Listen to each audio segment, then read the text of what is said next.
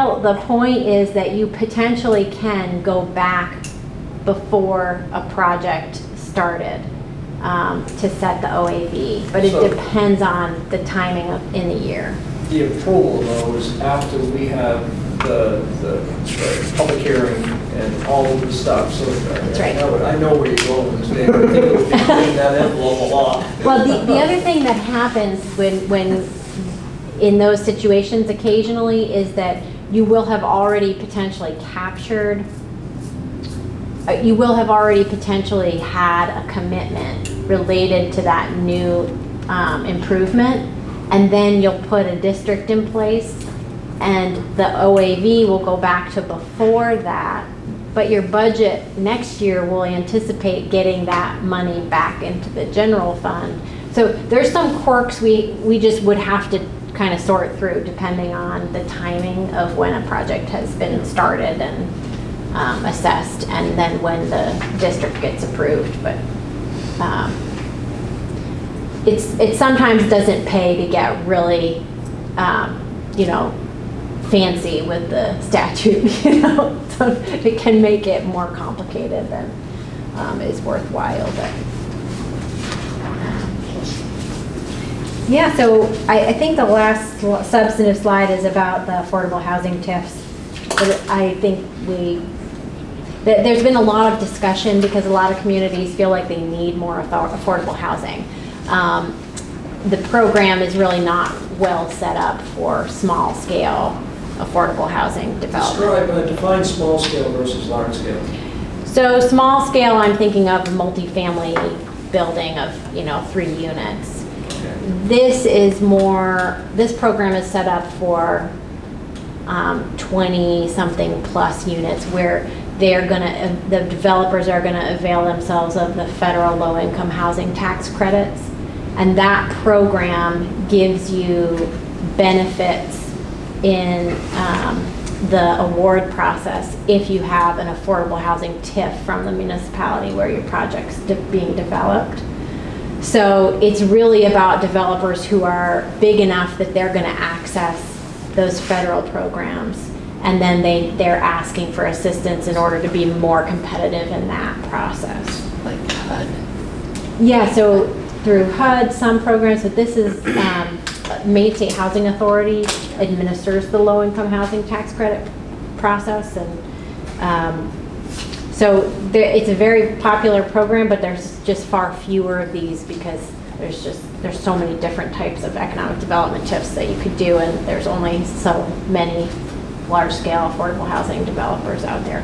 There's been discussions, and I've been part of them, trying to think of ways to use a more small-scale affordable housing incentive program, and I'm not aware of any real headway we've made yet. So that was all I had prepared, but I'm very happy to keep the conversation going. Yes. One of the questions that came up as we first started discussing it earlier this year was the specificity of what we declare as the downtown, if we're doing the downtown. And we didn't come up with answers. Invited you up instead. One side of the street only, up to a certain point in the road, Main Street meets Church Street. How specific can you be? And does it make, other than the fact that the percentage of the downtown doesn't affect our overall TIFs, right? So it could be a large downtown running from the Turnpike to the end of Church Street and the whole area where we have businesses. Or can it just be Main Street, the west side? So there is a definition of what a downtown is in the TIF statute, and I would say it makes sense to try to fit the district with that definition, and I'm going to paraphrase it, but it's and I can obviously send it to you, but it's something like the social, economic, governmental center of the municipality. And so I would suggest using that as a framework, but in a general sense, there are a couple of different reasons why you'd want to put something in the district or not. One is it likely to produce revenue that would contribute to the district's TIF? And two, by including it in the district, are you giving yourselves more flexibility to spend TIF revenue? And like I said, if a project is located, like if you wanted to build sidewalks or something through a certain area, it can be an advantage to have all of that area in the district itself as opposed to outside of it. So, so that might not be the best answer. It sounds like you have the one side of the street question. I think we would need to be able to articulate why only that side is what comprises the sort of downtown center of Oakland. Now, you mentioned to me something about a parking lot. If we wanted to do a downtown parking lot that wasn't within the TIF district that we developed, we could add it into that TIF district. Yeah, so parking structures and parking facilities that municipalities need, public parking facilities that you need to support business areas are very routinely part of downtown TIF projects. I think it makes sense if they're inside of the district. It's easier to get it through. We may be able to have it work under the made necessary by or related to development in the district, so long as it's really for the purpose of having patrons park so they can go to the businesses. If that makes sense. So you would recommend the entire downtown possibly, instead of splitting things up a little bit? Yeah, I mean, I think that the other way, I think that's the easiest cohesive presentation to DECD is this is how we meet this definition of downtown.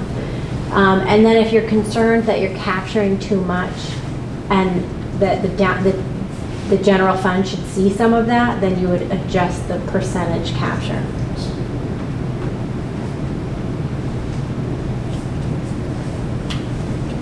Any further questions? Yeah. Thank you, ma'am, for your time. You're very welcome. Nice to see you all. I haven't had an in-person meeting very frequently in the last few months. It's nice to be in a room with people. With actual people. You did a great job. Thank you so explained much. a lot of questions. Very helpful. You clarified a couple of things with me, so I appreciate you taking the time. Good. Very happy to do so, and I'll stand by. Okay, I'll leave that with you. Okay. Have a good night. Have a good safe drive home. Thank you. You going all the way back to Portland? What? Going all the way back to Portland? Just North Yarmouth, so. You made it sound like it's so far away. It's quick. Take care. Take care. Next item on the agenda, item number 5, is to consider accepting criminal forfeiture from state. Okay, that was organized here, I sir. make a motion, we accept that money from the police department. Second by Don, all in favor? Thank you. Next item on the is consider closing town office for the presidential election. Again, with this election process, just like July 14th, we're going to be using the town staff again because of the fact that we just don't have access to people who don't help with this. So we're asking to definitely close the town office on November 3rd. And we'd like to have the authority or the say to be able to either close it on the day after or maybe even part of the day before. And the reason is there's a concern that we may end up doing an all-nighter on November 3rd. And my fear is if all of us are in here all night long, we're not going to have a lot of gas left to run the town office. But if we can get people out here by midnight, then it won't be an issue. But we'd like to have that option available to us, if at all possible. And I know, Don, you and I have discussed splitting the crew up a little bit, but the problem with that is we need all hands on deck in here, so it's going to be hard for us to do that. Jen and I have kind of beat this up. We're just, 2020 is just not a fun year, and we're doing some different stuff, and when we pulled it together on July 14th, hopefully we can do the same thing on I think it's better to advertise the 2 days, and if you don't need them, you don't need them, but if you do, it's too late then to if tell people we it's can going to open be it, closed. we'll open it. We're going to go and, know, I mean, advertise it ahead of time, and if you don't need it, that's fine, but yeah. We want to get Christine and Ashley out of here at 10, 11, 12 o'clock, and they can open it. And we have to stay all night long. Can you just sort of give us an overview of, we're going to have a lot of mail votes, people voting early. Do they compare? So if somebody mails in their ballot, or are they coming into the town office to? Well, we just bought a box that we're gonna, no, a lot of them are ordering it online right now. We have almost 860 right so far that have requested absentees. And so when the ballots do come in the first week in October, we'll be doing a mass mailing of those. And normally they have been, that's been what we've done, is had them come in and they can vote in person in the clerk's office, but we can't do that over there. So what Kathy and my goal is that once we get that mass mailing of all the ballots that have been requested, then we're going to set up some certain times during a couple of weeks so that they can come directly here and vote in person, absentee, but it's still going to be casting an absentee ballot. It'll still be in the envelope, it won't be any putting them in the machine or anything, it still will be considered absentee voting. So then what do we have to do? We have to feed the And when do we machine. do it? We have to feed those ballots to the machine. After election day? So they haven't come up with a number of days that we're going to be able to process those yet. They're still in the planning stages there, and in fact, last week, they queried all of the towns asking, is there something in your charter that says that you can't count your ballots the next day for your municipal? So I think what they're thinking is that this presidential, obviously, is going to be so busy that you might not be able to get your local ballots counted until the next day. So that was one of the things going on. So they really haven't given us any firm of how many days ahead of time that I can process absentees. But like in July, we processed all the absentees that we had that day on that Saturday. We all know that's not going to be possible to be able to do those in one day. So we're waiting for direction. That's what's And this is gonna happen. just part of the planning process going. I mean, even though we might be asking to have the option to be able to close for 2 days, doesn't mean we're going to, but we Well, I need to guess have part of that the question tool in is our that belt. enough time to, We'll figure that out. I mean, at least that's something to start with, you know, I mean, we don't know. I mean, this is new stuff for everybody. but is our thinking that we will start processing those absentee ballots on the weekend before, Oh, wait, yes. way before? If that's the direction they give us, yes. And how will we handle that part? Is that going to deplete our town office staff sufficiently so that they can't do the other functions? No, I've gotten a few of my regulars that have said that they will come and work the election. So I'll be able to have, it won't have to be the office staff per se running the absentees through it. So, We're just gonna be These managing. are just curiosity questions. No, 'cause no, I it's gonna be a understand, it's all massive good stuff. project. I wanna make sure, we don't know what's really gonna happen. We're just, like I said, we're just trying to plan ahead. And if we don't have to take advantage, then we're gonna be open. but we have ordered, upon Gary's encouragement too, we've got the special mailbox. That it has come, it's being delivered, it's from Minnesota, so it's on a truck right now, and it will be attached out front, and so people won't have to mail their ballots back, they're gonna be able to come and drop them right into it's a nice looking unit, and it's very well marked, but it's just for absentee We've had it ballots. for years and years. Yeah, Are we allowed to encourage people to do it one way or the other? And if we are, what might we want to do? yeah, I mean, everybody is encouraged to do that, just because what the setup's gonna be, people are gonna be coming through this way. Gary and the chief had talked about that, which is a really good idea. Then they can stop off in this room if they're not registered. But we always have to keep maintaining that you can't have any more than 50 people in any place. So we're gonna have to really keep tabs on that. And hopefully, all the trucks will be out in the bay. And with everybody we've got a good crew coming now too. I'm comfortable with the number of people that have said that they'll come. Of course, a lot of my regulars that they just don't dare to, and I don't blame them. But yeah, so I think just giving the people the option that they don't have to put them back in the mail, good stuff. And encourage them to do that. And how do we do that? Well, It's already being encouraged It's already right now. No, how can we, if we really want to get people to drop the $9 prior to the. Well, we can, I mean, Well- social media is a huge tool, and we've taken advantage of that. I mean, I think all of us have shared something on our social media page about the state's pre-order on the ballots, and that's all part of the equation. You know, So we'll the ramp up second- ours yeah. too.